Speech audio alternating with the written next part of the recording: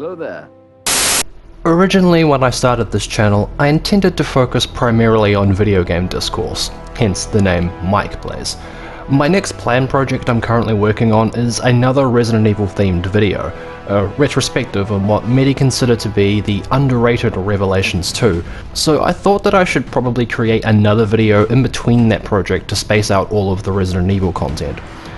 However, since I've recently been swamped with university work, I haven't really had much time to play anything else, so I figured, what the hell? Let's talk about the latest Star Wars show, Obi-Wan Kenobi, that's now streaming on Disney+, and why I genuinely really loved it. You will try. I know, here I am with another opinion that seems to be contrary to a largely popular consensus on something. Last time it was me not liking the look of the Resident Evil 4 remake that everyone seemed to love. Now it's me loving a TV show that a lot of people really seem to dislike. Now, the Obi-Wan Kenobi show isn't universally disliked. There is quite a large percentage of fans that love the show just like I do, but the people that dislike the show are quite loud. Not too dissimilar to the response towards The Last of Us Part 2, I guess. This has been made worse by the fact that a lot of large journalism outlets are also trying to capitalize on tearing holes in the show, even before the series had actually concluded. I mean, just how many articles were there complaining about the show had broken the canon by seemingly killing the Grand Inquisitor in episode 2, and then in episode 5 that was proven to merely be a red herring. Hello, third sister. There's even a Screen Rant article trying to claim that Vader still having Anakin's voice somehow doesn't make sense, despite the fact that Star Wars Rebels did the same thing. It's kind of a weird time for Star Wars discourse. As Chris Stuckman said in his video, it used to be that you were edgy for saying that Star Wars wasn't very good. Now it's seemingly reversed to now you're edgy for saying that Star Wars is kinda good. Yes, I can agree, the sequel trilogy as a whole was pretty disappointing because it was so apparent that there was no clear plan set out for the trilogy. But since then, with The Mandalorian, Clone Wars Season 7, Boba Fett, and now Obi-Wan Kenobi, I think Star Wars is in a good place. Not to mention they also seem to be making good games again too. I absolutely adored Jedi Fallen Order and I'm really hyped for Jedi Survivor. But enough about other people's outrage, let's get into the many things that I adored about the Obi-Wan Kenobi series. This is where the fun begins. Now, the Star Wars prequel trilogy has been criticized ad nauseum for years, and I have my own grievances with them as well. General Kenobi! But there has been quite a strong resurgence of appreciation for that trilogy over the last few years, for myself included. Hello Future Me, another fellow New Zealander, does a great video talking about how the memes have actually created a positive legacy for those films. Amidst all of the criticism towards the prequels, there seemed to be one thing everyone unanimously agreed upon, and that was Ewan McGregor's portrayal of the younger Obi-Wan Kenobi, the character originally made famous by Alec Guinness in the original trilogy. So when Disney announced that they were planning on doing spin-off films like Rogue One, I think everyone started to get excited about the prospect of an Obi-Wan Kenobi-centered story, about his life between Revenge of the Sith and A New Hope. So much so that I think this desire for a Kenobi spin-off was part of why the Han Solo movie bombed. You know, besides the fact they decided to release it in between two massive Marvel movies. After a series of delays, rewrites, reworking of a planned film trilogy into an event series, and Ewan McGregor Andrew Garfielding us for years in interviews. Have you had any conversations about No! a Star Wars film with Still anybody? waiting for the call. I'm not the werewolf. The 6-episode event series is finally here, directed by Deborah Chow, who helmed some of the best episodes of The Mandalorian. This is the way. The series picks up 10 years after the events of Revenge of the Sith, and shows Obi-Wan, now adopting the name Ben Kenobi, living a pretty sad existence on Tatooine, where he works as a sort of butcher. He is still plagued with guilt over what he believes to be his failure that led to Anakin turning to the dark side and destroying the Jedi Order, and he has seemingly abandoned all hope, even to his duty to watch over Luke Skywalker, as he's ostracized by Owen in what became another incredible meme when the trailer dropped. when the time comes, he must be trained. Like you trained his father?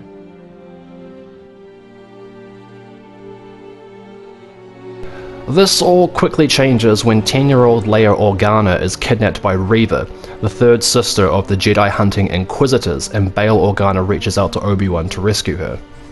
The thing that I liked immediately about the setup for the show is how it reversed the expectations that the marketing had presented.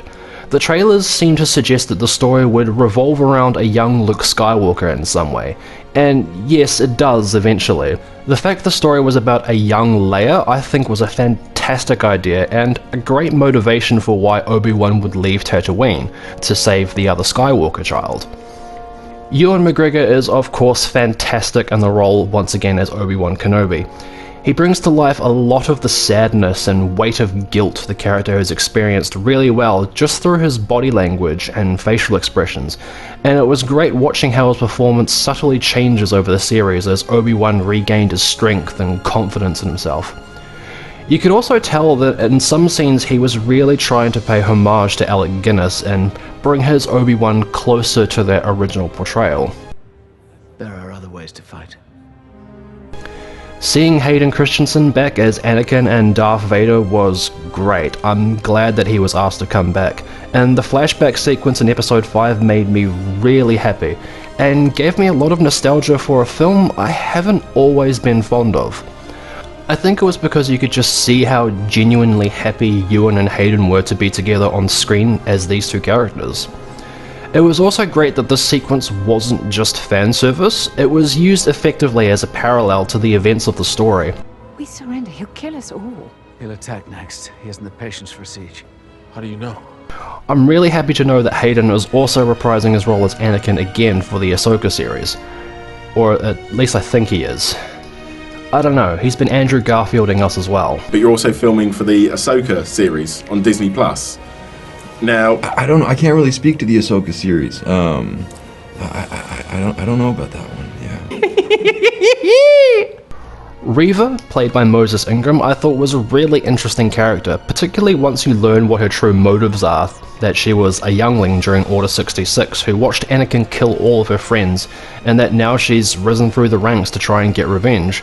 I thought that was a great examination of how revenge can lead to you becoming the thing you hated. And I won't lie, her duel with Vader is up there as one of the best fights in Star Wars. I love how Vader didn't even seem like he was breaking a sweat under that suit.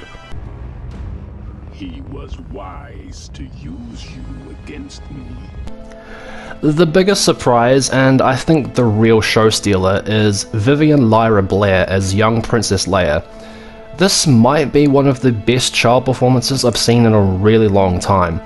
She perfectly captured the same snarky fire that Carrie Fisher brought to Leia, and her rapport with Obi-Wan was something I didn't ever expect to see, nor did I realize it's something that I wanted to see. If anyone asks, we're farmers from Tall, and you're my daughter. Granddaughter, maybe. What? Nothing. The scene where she grabs his hand at the end of episode 4 was incredibly touching and really added a lot more depth to the entire story of Obi-Wan's life. This guy really did try to do everything he could for Anakin and his family. I also really liked the moment in episode 3 where Leia talks about how she sometimes imagines what her father was like, only to then unknowingly see her father later as this terrifying Sith figure. There's a lot of really great writing like this throughout the series, and it feels like they were genuinely trying to make a story that respects the canon and that also fans would love. I am what you made me. I thought it made perfect sense that Obi-Wan didn't know Anakin was alive. I mean, he left him burning alive on the side of a volcano, and since then he's been hiding away on a desert planet in the outer rims of the galaxy. I love the fact that the first duel between Obi-Wan and Vader wasn't a spectacle, and that Obi-Wan was actually fleeing throughout it, because that made sense for his character at this point. He's not the general he was in the Clone Wars anymore, and Vader even comments that the years had made him weak. Vader then burning him back was a fantastic parallel to the end of Revenge of the Sith, and showed just how cold he has become. I'm in. People then complained that Obi-Wan healed too quickly from his injuries in episode 4, which is the episode that seemed to garner the most hate for some reason. I didn't have an issue with this. I figure that Force-sensitive people can heal faster and use the Force to numb pain, like in The Force Awakens, where Kylo Ren takes a blast from Chewie's crossbow that sent stormtroopers flying, but only brought him down on one knee. This episode was a blast for me, not just because we got to see Obi-Wan return to form, but also as a fan of Jedi Fallen Order, I loved seeing the Inquisitor's Fortress in live action. Not to mention another parallel where Obi-Wan and Cal end up flooding an area of the fortress. I have to face him, Master. The season finale is easily the best episode in the series. All of the build-up leads to an incredible rematch between Obi-Wan and Vader. The way it starts with the role reversal, Obi-Wan is standing waiting for Vader this time, and then the fight itself I think is amazingly choreographed. I like how the two of them actually move throughout the sequence. It adds a lot more energy to the fight and also makes it feel a lot more realistic. I've seen some people complain about the music in the scene and that the Battle of the Heroes theme should have been incorporated into it. I disagree, kind of, because I mean, that song's title alone I think should explain why it doesn't necessarily fit. This isn't a fight between two heroes like it was in Revenge of the Sith. I had predicted, or maybe hoped, that the end of their duel would parallel the duel between Ahsoka and Vader in Star Wars Rebels, where Vader's helmet is damaged and Anakin can be seen, and I was incredibly happy that they did indeed do that in the show.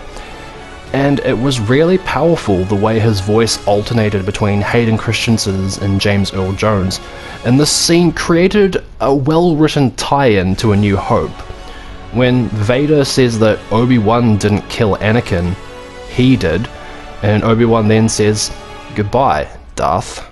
It now makes more sense as to why he tells Luke the half-truth, and why he then refers to Vader as Darth and not Anakin.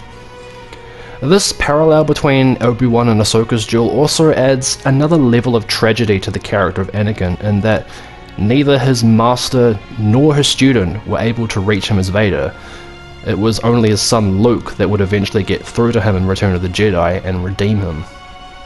There are so many great parallels throughout this series that I adored, like the previously mentioned burning of Obi-Wan in Episode 3, but also in that same episode there's a direct parallel to A New Hope, where he goes to confront Vader in order for Luke to escape, only this time it's so Leia can escape.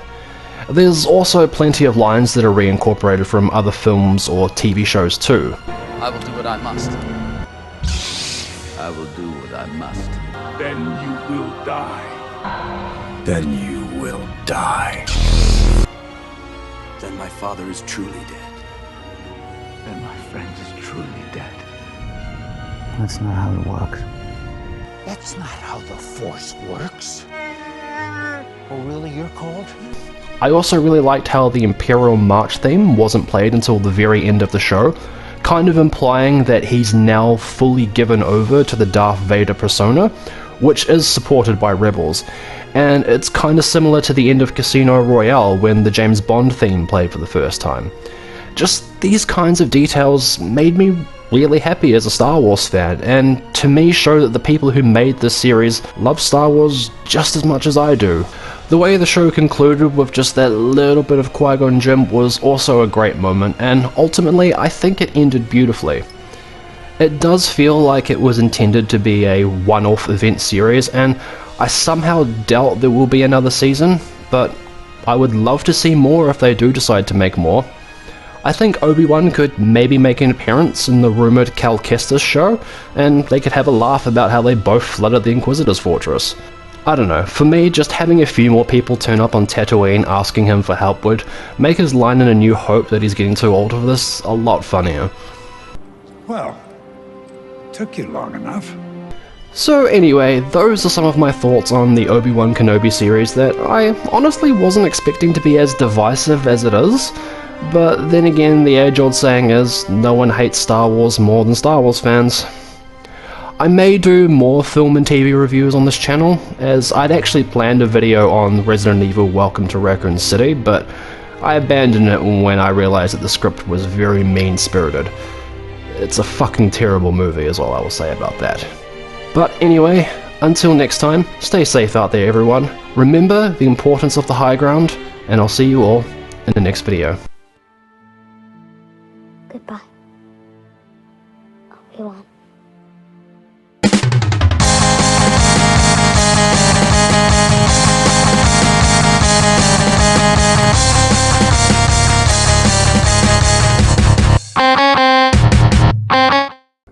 I can see him in my mind's eye. Kenobi. Kenobi!